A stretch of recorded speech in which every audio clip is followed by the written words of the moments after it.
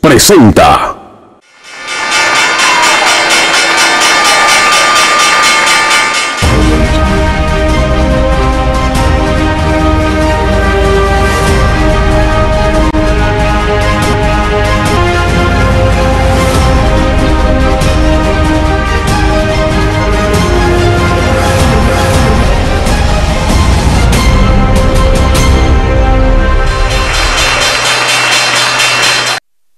Hola, hola, buenos días. Bienvenidos al programa El Ingeniero Revela.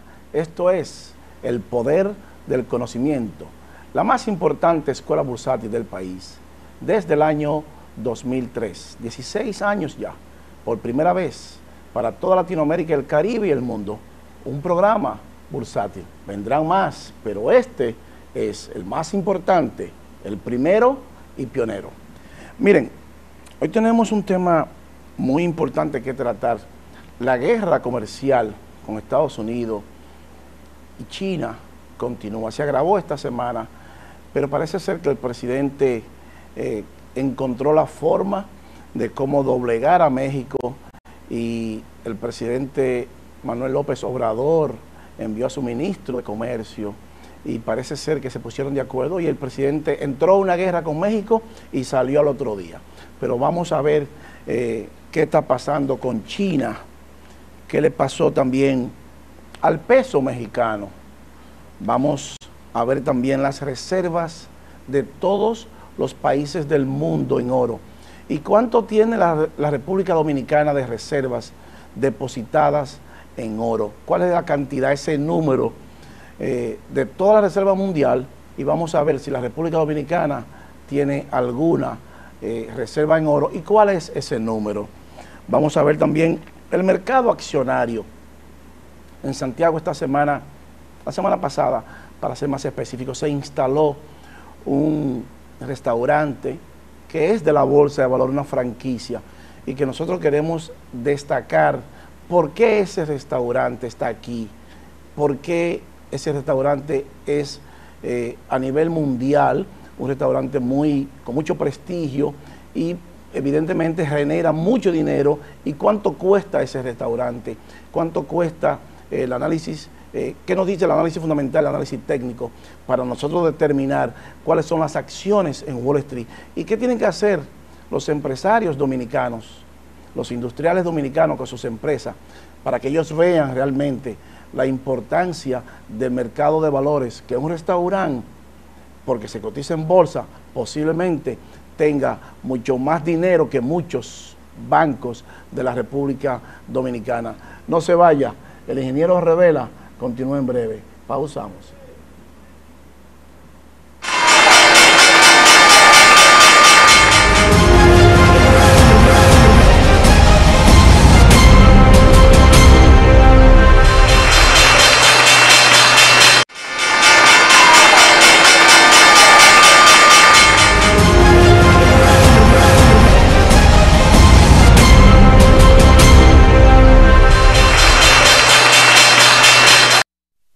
Continuamos con el Ingeniero Revela, el poder del conocimiento.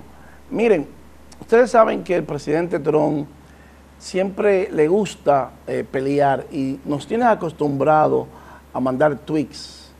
Y no hace mucho entraron en efecto 200.000 millones de dólares que el presidente le puso a China en nuevos aranceles. El presidente quiere la guerra.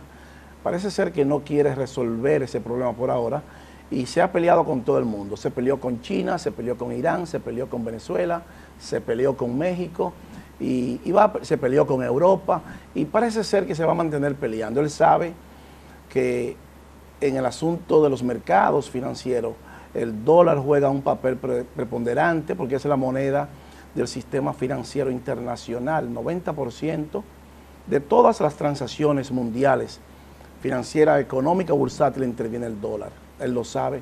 Los commodities se compran en dólar. Entonces, el presidente, conociendo eso, partiendo de ese punto, esa base de partida, esa fundación, sabe que puede pelear con cualquier país, porque si usted quiere comprar crudo de petróleo, gasolina, commodities, arroz, trigo, maíz, usted tiene primero que comprar dólares para comprar eso en Wall Street.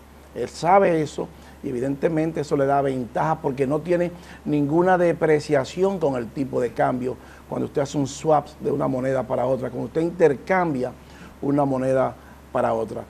China esta semana respondió y dijo que va a pelear hasta el final. Eso nos dice a nosotros que la guerra va para largo y que viene duro y contundente con el presidente Washington y Pekín. Se pusieron los guantes y parece ser que le van a dar más duro a esta guerra, que nos va a arrastrar a nosotros y que va a contraer la economía mundial. Las dos potencias más poderosas, las dos economías más poderosas, pues están en una franca guerra y abierta. Colóqueme la gráfica número 1, señor director, para que veamos qué dice China esta semana.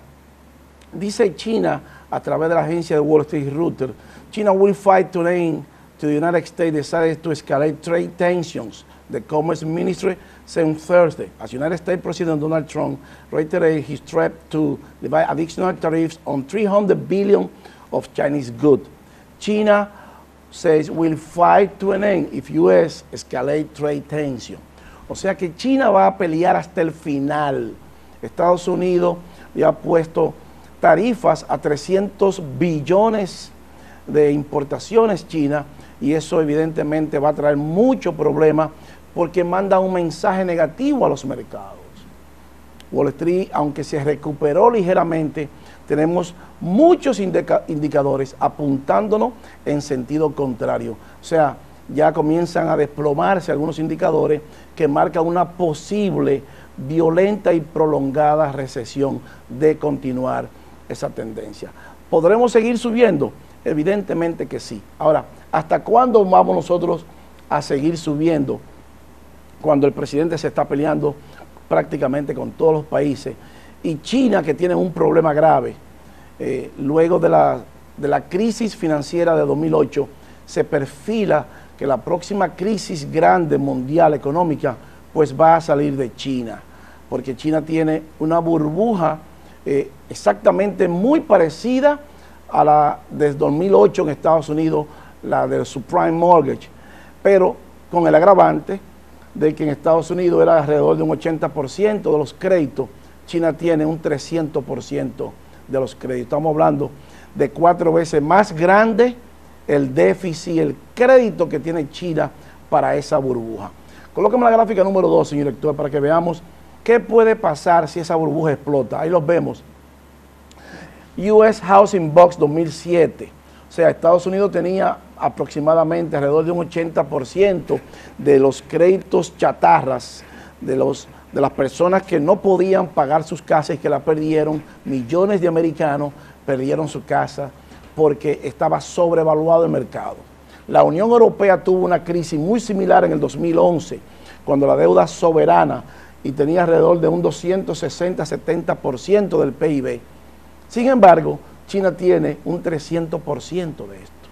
O sea, ustedes se imaginan la magnitud de la crisis que nosotros pasamos y que el mundo pasó en el 2007, cuando bancos norteamericanos colapsaron, bancos de inversión como Lehman Brothers quebró, corporaciones que se fueron del mercado, y hoy China tiene 300% en crédito.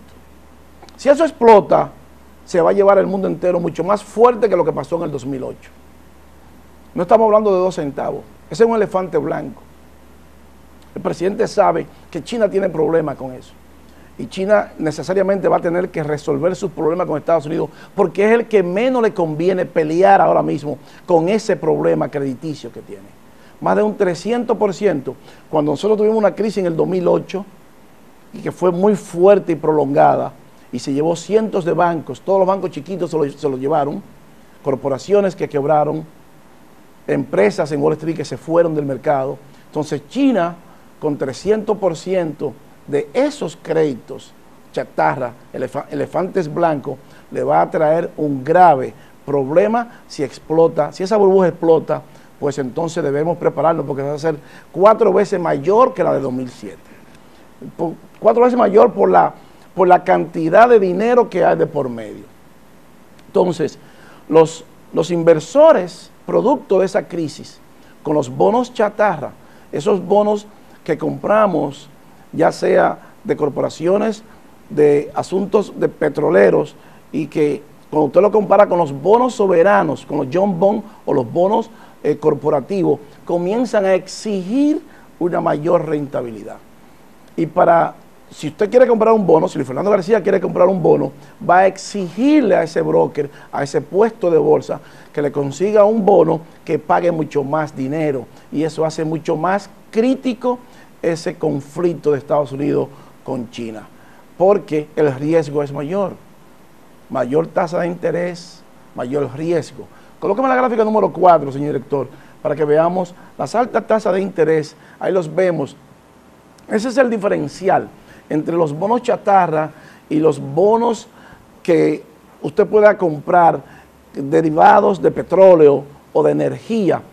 Un exceso de 1.85 por encima de los bonos de los John Bonds. O sea, los inversores están exigiendo una mayor rentabilidad.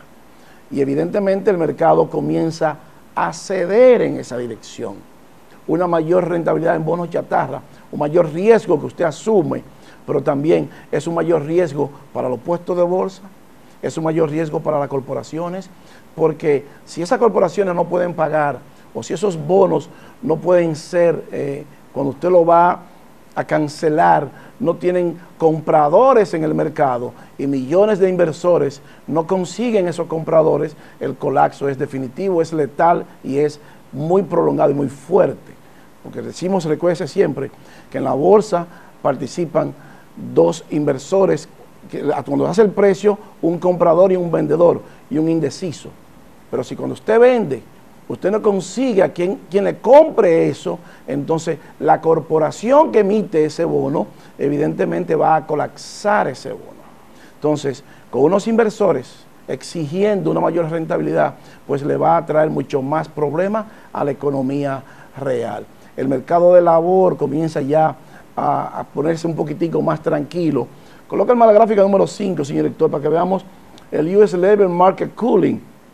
O sea, la tasa de desempleo hasta el día de hoy, 3.6%, es esa línea amarilla, United States Employment Rate Change Year to Date, y el otro es el Non-Farm Payroll, o sea, es la nómina. Fíjese que la tasa de desempleo comienza a subir un poquitico, ya no está tan bajita, alcanzamos un tope y comienza a repuntar. Entonces, las nóminas comienzan a bajar, menos pagos. Es una combinación letal en la bolsa de valores. Una tasa de desempleo que comienza a subir y las nóminas que comienzan a bajar en dirección contraria, esa combinación es letal, porque tendremos entonces una mayor tasa de desempleo y menos personas en las nóminas. Entonces, menos personas en la economía consumiendo, demandando bienes y servicios. Cuando esa combinación se da, históricamente tenemos grandes recesiones y grandes crisis. Colóquemela para atrás, señor director, la gráfica número 5, para que veamos esa crisis que se han dado. Ahí las vemos. En el 1961, o en el 1960, una gran recesión, esa columna roja. Luego en 1970, un box inflacionario.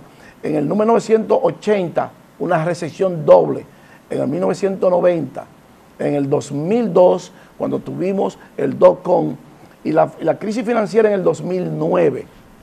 O sea, que históricamente, cuando podemos combinar estos dos factores, la tasa de desempleo subiendo, las nóminas bajando, menos personas gastando en la economía, menos personas en el mundo demandando bienes y servicios, esa combinación es letal para la economía real.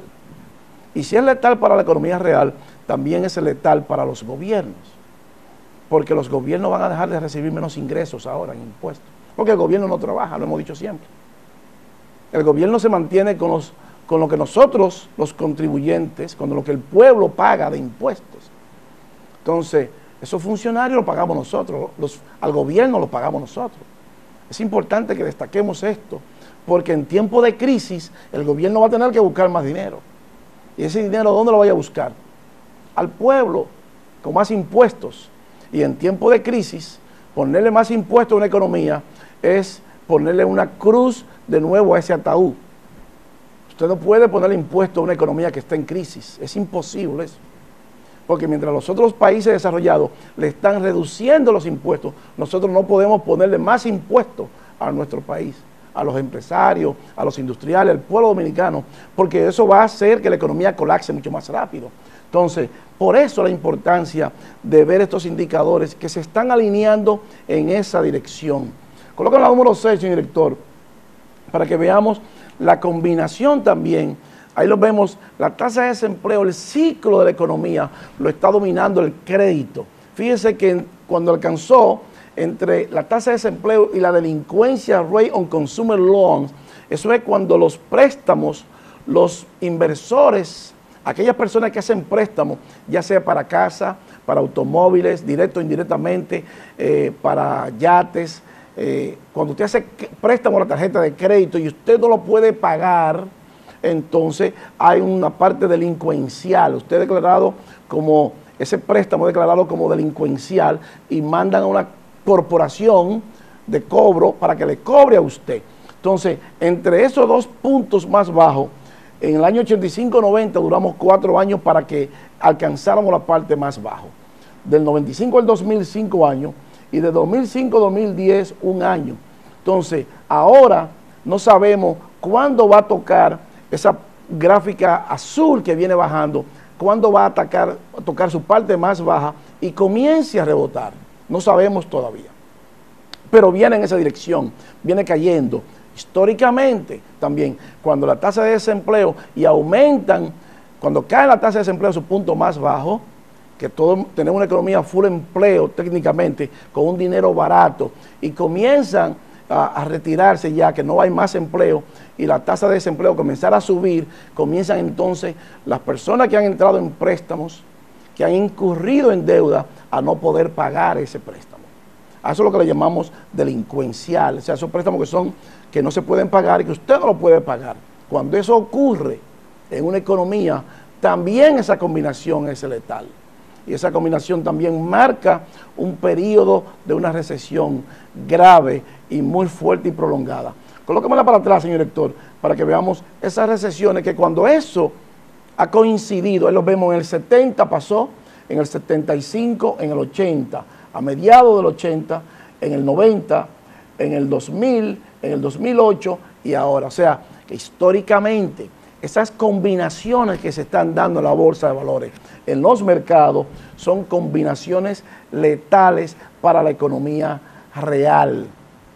O sea que tenemos 4 indicadores que nos marcan a nosotros la salud de la economía real.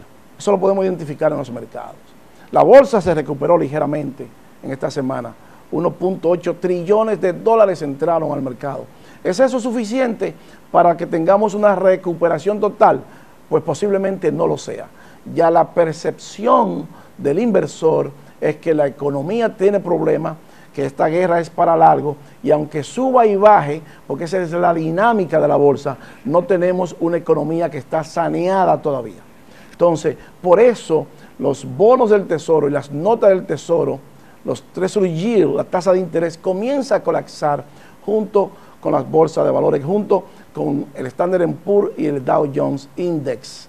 Coloca la módulo 7, señor director, para que veamos el comportamiento de otros indicadores también que nos marcan cuando tenemos una economía con problemas. El Dow Jones, esa línea amarilla colapsando, y la tasa de interés a 10 años colapsando.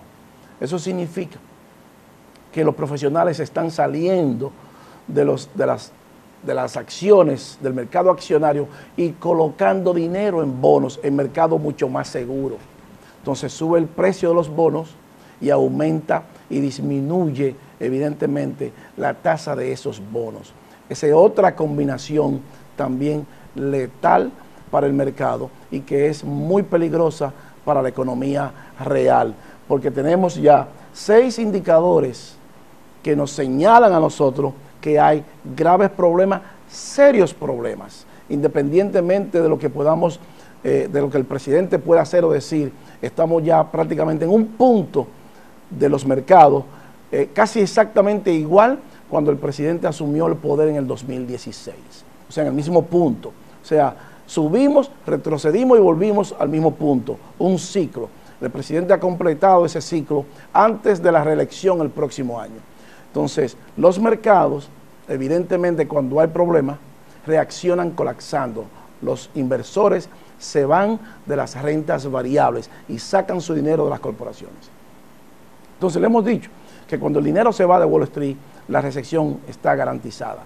Vamos a ver el Nasdaq, señor director, la gráfica número 8, que ha bajado un 10.18%, una corrección, luego de estar en 8.000, 7.333, cuando hicimos la muestra. O sea, eso es una corrección muy fuerte y muy grande para ese índice. Si continúa colapsando y cae por debajo de 6.500, entonces la recesión en el Nasdaq estaría prácticamente garantizada. Eso es letal también para la economía real. Estos indicadores, lo que nos marcan a nosotros es las expectativas inflacionarias. Cuando la persona deja de comprar en el mercado, pues sencillamente baja la demanda. Y si baja la demanda, la inflación se va momentáneamente. Eso está pasando para ambos lados del Atlántico. Está pasando en Estados Unidos y está pasando en la zona europea. Por primera vez en muchos años, la inflación, las expectativas inflacionarias del inversor no son saludables. Entonces, usted me puede decir, pero ¿por qué nosotros debemos pensar que la inflación es saludable? Cuando hay demanda de bienes y servicios, hay una inflación. Cuando esa inflación es producida por la demanda, esa inflación es saludable. Ahora, cuando se cae la inflación, cuando se caen los mercados, cuando se cae la materia prima y esa inflación colapsa, corremos el riesgo de que se pueda producir una deflación. Entonces, eso puede estar pasando si continuamos en esa misma dirección. Colóqueme la gráfica número 9, señor director, para que veamos qué pasó en la zona europea y el Atlántico. Fíjese, Estados Unidos, las expectativas inflacionarias colapsando en ambos lados del Atlántico. Se situó en Europa, en la zona europea, por debajo del 1.23%. Entonces, eso nos dice a nosotros, esa es la lectura que nos da el mercado de la bolsa de valores y los mercados alrededor del mundo, es que no hay demanda de bienes y servicios y que el inversor percibe que no hay inflación. Entonces, los bancos centrales, con un dinero mucho más barato, con poca inflación, incentivan la deuda con eso. Entonces, cuando ese ciclo se termine, que ataque la inflación, que se recoja el dinero, entonces usted va a quedar enganchado en una deuda. Si usted compró una casa, si compró un carro, si se financió, si se expandió en su empresa, usted puede quedar enganchado ahora, porque si se recoge ese dinero, si los bancos centrales comienzan a recoger ese dinero, entonces esa demanda que supuestamente debemos de tener ya no va a aparecer. Entonces sus ventas van a colapsar a un 20, un 30, un 40%. Porque si la bolsa cae un 20%, sus ventas se van más de un 30%. Entonces, por eso es el peligro de esto. Por eso necesitamos que la inflación repunte, porque esa es la parte saludable del mercado, cuando hay una inflación saludable y cuando hay demanda de bienes y servicios. La Bolsa de Londres, aunque luego del Brexit ha tenido ciertos beneficios en libras esterlinas, pero no así ni en euros ni en dólares. O sea que los mercados también nos los hacen saber. Colóqueme la gráfica número 10, señor director, para que veamos qué está pasando con la Bolsa de London. Ahí los vemos, alrededor de un 15% del FTSE 100 en pounds, en libras esterlinas, pero en euros y en dólares. Fíjense, en euros esa línea verdosa y en dólares la magenta está negativo. O sea, la Bolsa de Londres no ha generado beneficio ni en euros ni en dólares. O sea, hay un problema grave y todos los indicadores que hemos presentado, pues lo que nos dan a nosotros es una lectura negativa de la economía real. Entonces, los empresarios, los gobiernos, tienen que prepararse para lo peor, porque indicadores, llega un momento en que no podemos revertir esos indicadores para atrás. Lo mismo nos dice a nosotros también el Dow Jones Utilities, que cuando lo medimos con el radio de los notas del tesoro, está negativo. Otra combinación letal para el mercado, otra combinación letal para la economía real. Queremos ver la gráfica número 12, señor director, para que veamos cómo el Dow Jones 15 de utilidades se torna totalmente negativo. Esa correlación negativa que tenemos ahí, la podemos ver, o sea, nos está diciendo nosotros que eso podría ser el presagio de un mercado bajista. Fíjense que toda la crisis, esa crisis de la tecnología, de la computadora .com en el 2000-2004 está rojo abajo, la crisis global financiera está roja abajo, y ya ese radio, esa correlación entre las utilidades que son muy sensitivas a la tasa de interés con las notas del tesoro está negativa. Eso es mortal para la bolsa de valores. Eso es mortal para la economía real. Históricamente, cuando eso pasa, la recesión es descomunal, es violenta y es muy fuerte. Muchas personas, muchos inversores, las grandes instituciones salían sacando su dinero de la bolsa, yéndose de Wall Street, pues entonces marca definitivamente el principio de una gran, larga y prolongada recesión, cuando podemos ver todos esos indicadores combinados juntos. Recuérdense que son muchos mercados y se mueven en parejas, históricamente se mueven en parejas. Y cuando esas parejas de mercado comienzan a tener una divergencia con la economía real, entonces tenemos que prestarle atención, porque nos están hablando. El mercado nos está diciendo, este paciente tiene un problema de arritmia cardíaca y en cualquier momento le puede dar un paro cardíaco. Entonces por eso tenemos que vigilarlo. ¿Cómo afecta eso a las empresas dominicanas? Menos demanda de bienes y servicios, se caen las ventas. ¿Y qué hacen los empresarios? Que cortan por las nóminas. O sea, cientos de trabajadores dominicanos, cuando comience la recesión, en los próximos 12, 18 meses, todavía no tenemos la fecha exacta, no ha comenzado todavía, pero lo vamos a decir cuando comience. Cuando los mercados ya lleguen a un punto sin retorno y que no puedan devolverse, ese día nosotros vamos a decir oficialmente la recesión está plantada en el mundo y la economía real entrará en recesión. Los empresarios, los industriales tendrán que ajustarse los cinturones. Porque si usted compró su inventario 2 o 3 veces más de lo que usted está acostumbrado a comprar, pensando que lo va a vender, pues usted se equivocó. Usted no va a tener esa venta masiva que usted acostumbra a tener históricamente en tiempos buenos. No, ya no va a pasar. Porque cuando entra una menor demanda de bienes y servicios, se contrae la economía real.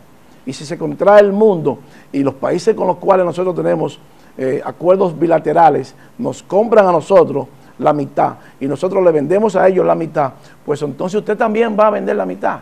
Es una cadena y eso nos lo dicen los mercados, porque también el crudo de petróleo también está colapsando, la materia prima también está colapsando. Colócame la número 13, señor director, para que veamos, antes de irnos a pausa. Fíjense, ahí los vemos cuando tomamos la muestra, el Brent Crude Oil y el West Texas también colapsando. Si no hay demanda de materia prima, si no hay demanda de un commodity geopolítico como el crudo de petróleo industrial, eso nos dice a nosotros que hay menos producción en las industrias, porque hay menos demanda. Entonces, si hay menos demanda, el profesional que tiene contratos abiertos de futuros, tanto en el West Texas como en el Brent, sencillamente lo va a vender. Y el que quiere comprar, lo va a vender. Y el que está vendiendo, va a seguir vendiendo. Y el indeciso, que no sabe dónde entrar, va a entrar vendiendo. Entonces, por eso está colapsando la materia prima y por eso es tan peligroso estos indicadores que se mueven en pareja y que nos están diciendo a nosotros que hay un problema. Colóqueme la número 15, señor director, para que nos vayamos a pausa y veamos ahí el West Texas con el Fibonacci. Ahí los vemos. Fíjense que colapsó, hizo un repunte, volvió y colapsó de $66. Para poder seguir subiendo, debe de sobrepasar los $54.70. Cerró en 53.99. No va a seguir subiendo el West Texas hasta que no sobrepase por encima de 54.70. Ahora bien, si sobrepasa por debajo de 50.60, entonces la próxima parada será $45 el barril. Debemos estar muy pendientes esta semana. ¿Qué va a hacer el crudo? ¿Qué va a hacer el West Texas y el Brent? ¿Y qué va a decir el presidente con sus tweets? O sea, Recuérdense que es muy importante para nosotros mantener las noticias y estar atentos de lo que va a pasar con las noticias. El crudo de petróleo, un commodity geopolítico, industrial, está colapsando. Para subir debe de sobrepasar 54,70. Si no alcanza ese precio, entonces el crudo de petróleo corre el riesgo de irse rumbo a los $45 el barril.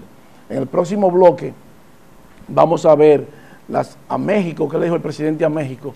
Inmediatamente resolvió el problema, y las reservas de oro del mundo. No se vaya, el ingeniero Revela continúa en breve. Pausamos.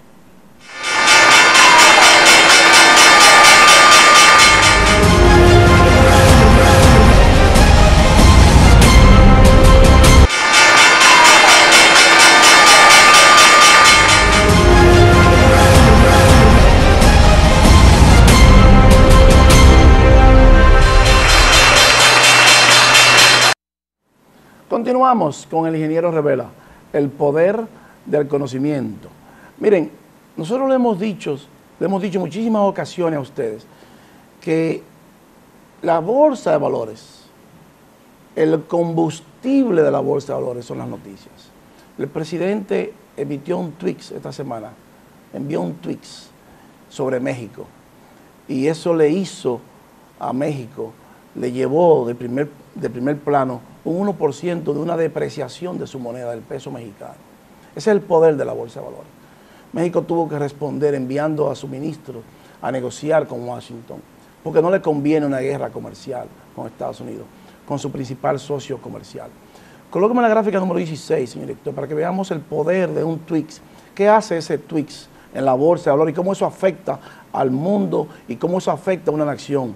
Talks with Mexico will resume tomorrow, with the extending that if no agreement is reached, tariff at the 5% level will begin on Monday, with monthly increases as per schedule. The higher the tariffs go, the higher the number of companies that will move back to the USA. Dice el presidente que mientras más alta la tarifa con México, más corporaciones se van a mover hacia los Estados Unidos, y que le iba a poner una tarifa a México de un 5%, comenzando este lunes, y todos los meses 5% hasta octubre, hasta llegar a un 25% en tarifas. Eso provocó un colapso total inmediatamente de la Bolsa de México y del peso de México.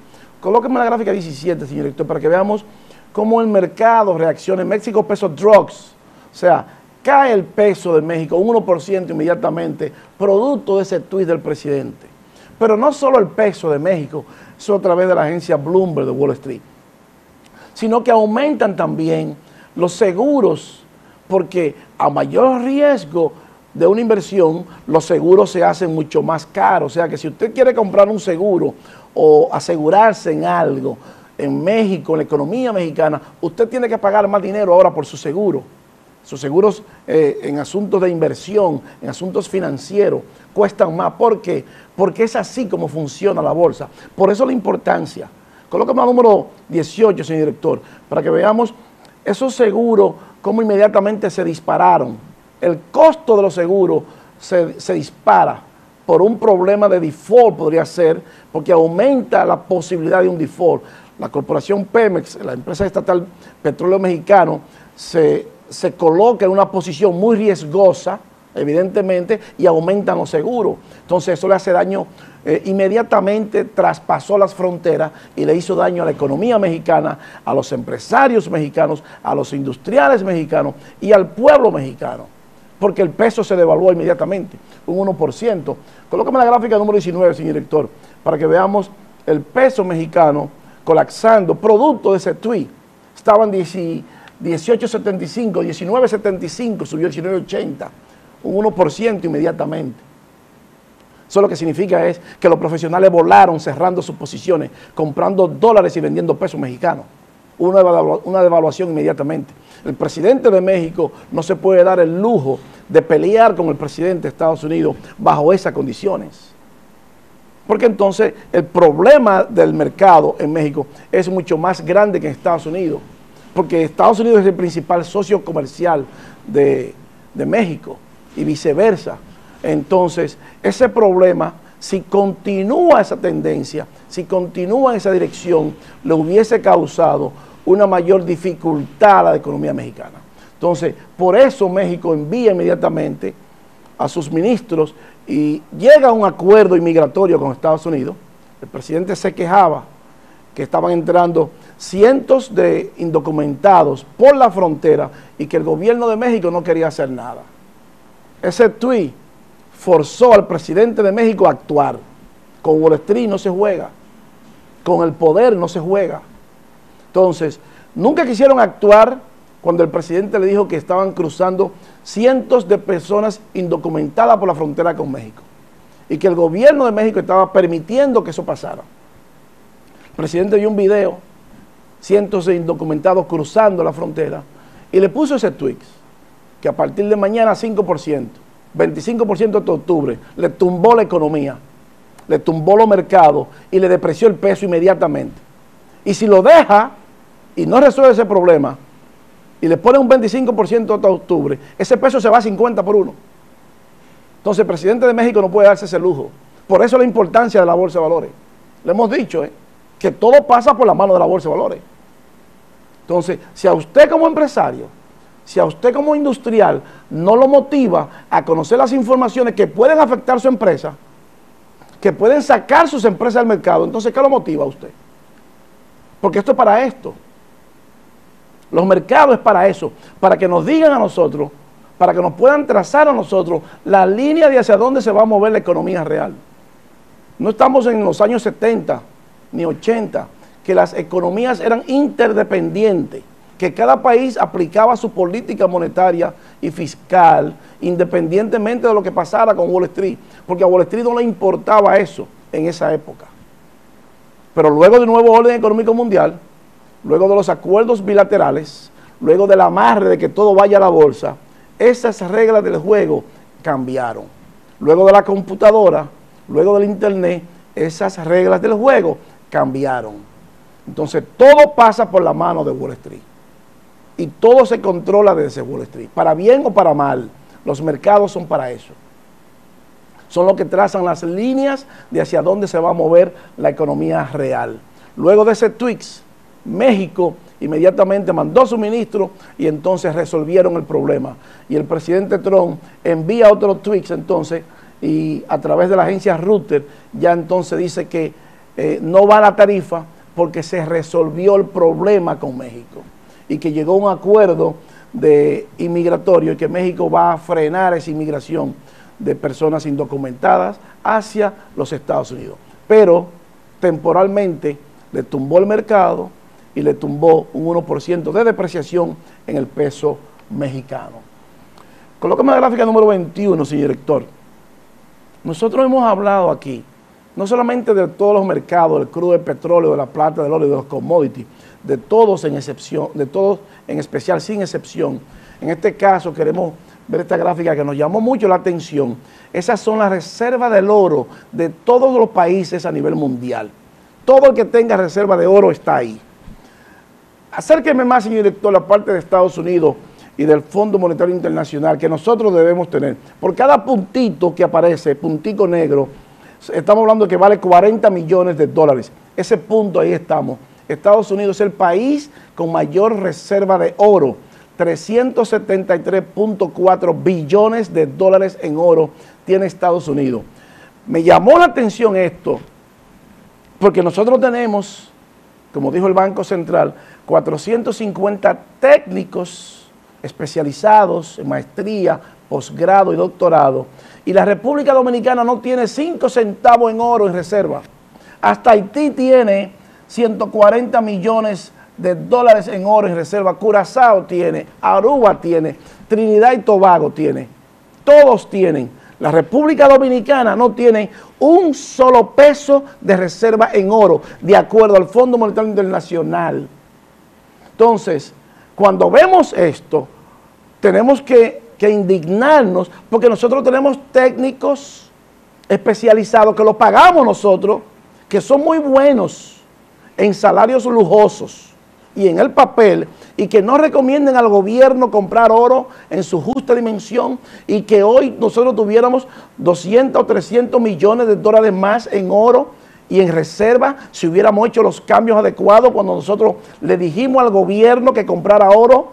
Córrame el video número 22, señor director, para que veamos qué le dijimos al gobierno el día 10 de febrero de este año con relación al oro. Vamos a ver ese video, señor director. La semana pasada nosotros dijimos y advertimos que el oro iba a seguir subiendo y que usted estaba en una excelente posición si compraba oro. Hace alrededor de un mes que habíamos advertido, cuando estaba en $1,250 la onza, hoy está por encima de $1,230 la onza del oro. O sea que el índice del oro, un commodity que en tiempos de crisis, cuando hay problemas geopolíticos, los profesionales se mueven al oro y se mueven a mercados fuertes, commodities, crudo de petróleo, oro y todo lo que tenga que ver con alimentos.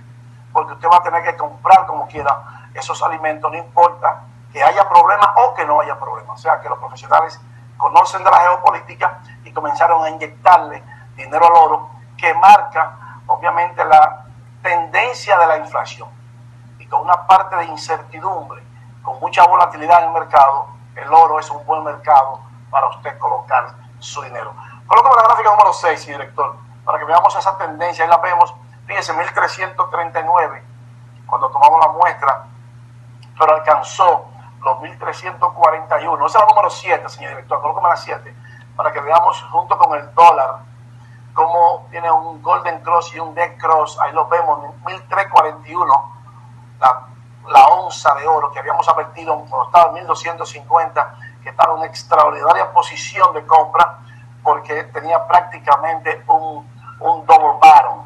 O sea que si usted compró oro a 1.250, 1.260, pues tiene mucho dinero en su cuenta ahora. Eso fue lo que dijimos el día 10 de febrero al gobierno, que el oro estaba en una excelente posición de compra en $1.250 la onza.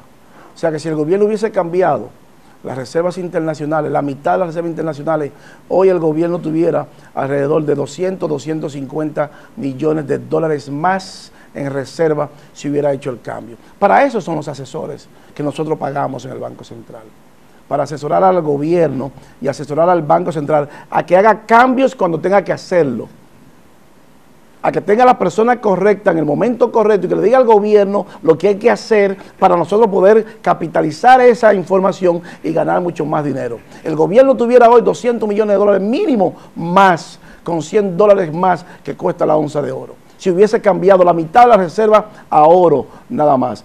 Colócame el video número 25, señor director, lo que dijimos el 24 de febrero, luego de esa parte, que también le advertimos al gobierno en muchas ocasiones de lo que iba a pasar con el oro de nuevo otra vez. Córrame el video número 25, señor director. Número 9, que habíamos recomendado comprar oro y que habíamos dicho que el dólar iba a tocar el 95, y lo vemos, el oro explotando hacia arriba, la línea amarilla es el oro, cerró esta semana por encima de 1.320, cuando tomamos la muestra estaba en 1.309, y cuando lo habíamos dicho estaban cerca de 1.250. El oro definitivamente es un commodity que se cotiza en dólar también, pero cuando hay incertidumbre en el mundo, los profesionales se mueven fuertemente. Pues Venezuela le acaba de entregar ahora a Rusia 20 toneladas de oro. Eso fue también lo que dijimos el 25 de febrero, que el gobierno pudo entrar francamente comprando oro a $1.250 la onza. Colócame la número 26, señor director, para que veamos cómo está el oro hoy, $1.346 la onza. Para eso son los asesores, para que tengan personas. Le dijimos al gobierno que lo comprara cuando tocó los $1.250 la onza, porque estaba en una excelente, extraordinaria posición de compra. Entonces, el gobierno pierde hoy 200 millones de dólares porque sus asesores no le dieron la información. Nosotros se lo dijimos por aquí y se lo hemos dicho muchas veces por aquí, pero son los asesores del Banco Central que tienen que darle al gobierno esa información. Qué bueno que se lo dijimos nosotros, pero el gobierno hoy tuviera 200 millones de dólares menos, mínimo, en las cuentas de reserva internacional si hubiera comprado oro a ese precio, porque para eso este programa, para darles información y para que se ejecute esa información.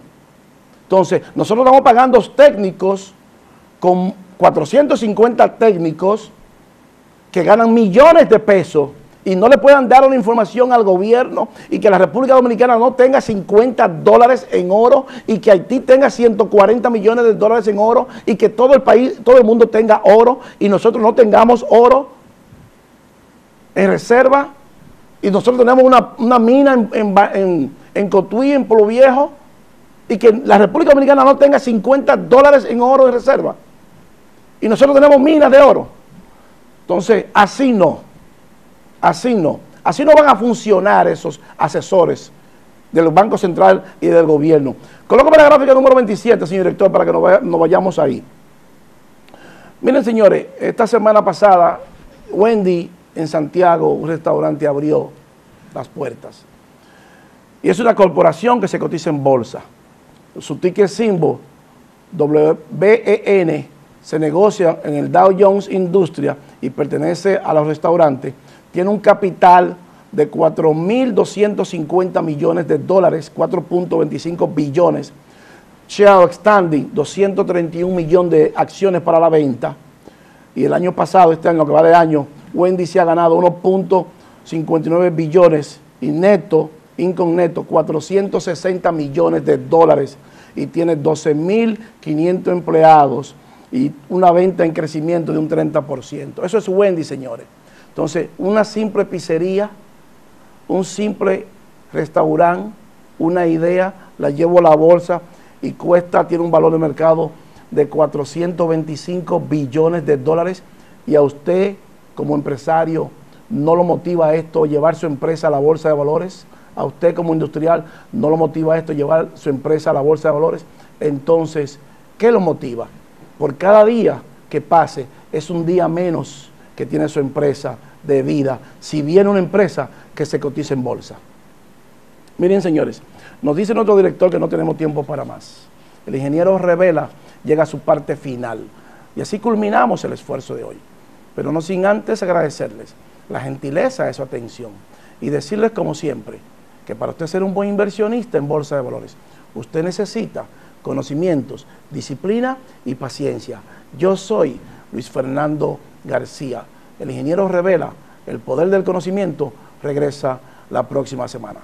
Bye bye y hasta pronto. Glidden, pintura de la más alta calidad para toda necesidad. Presentó